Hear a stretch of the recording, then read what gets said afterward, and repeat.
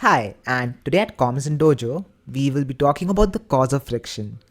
Now, to understand how friction is caused, let's say I have a piece of wood with me. Now, on the other hand, I have a microscope. Now, what does a microscope do? Well, a microscope, it magnifies the image of an object. And today the object whose image we will be magnifying, that object is our piece of wood. Now what I'm going to do is I will place this piece of wood right under the lens of the microscope. And when I take a look through the microscope, I will see something like this. Now wait a second.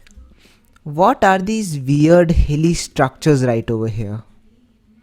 Well, these hilly structures, my friend, these hilly structures are called irregularities. These hilly structures are called irregularities. And this is what your piece of wood actually looks like on a microscopic level. So now I'm going to tell you something that is gonna change the entire way you look at things around you.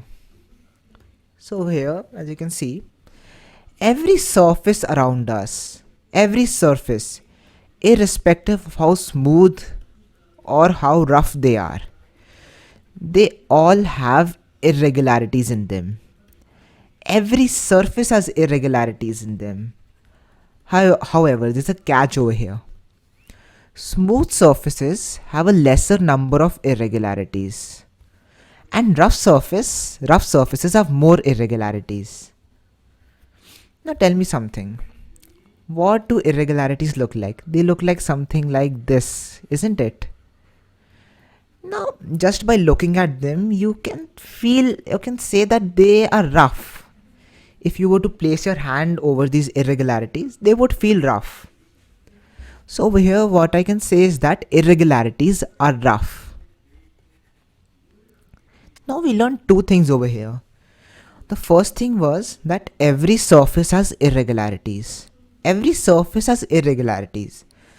And we also said that irregularities are rough. So over here what I can write is, after joining this and this together, I can say every surface is rough. Every surface around you is rough.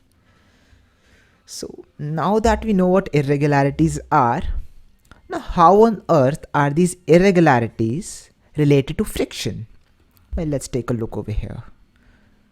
Over here, let's say I have a box that is kept on a floor. Now over here, as you can see, a box is kept on the floor. And we just learned that every surface has irregularities in them. Every surface. Then the bottom of the box, that is this part.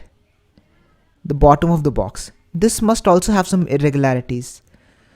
So let's say the bottom of the box is irregularities. They look something like this.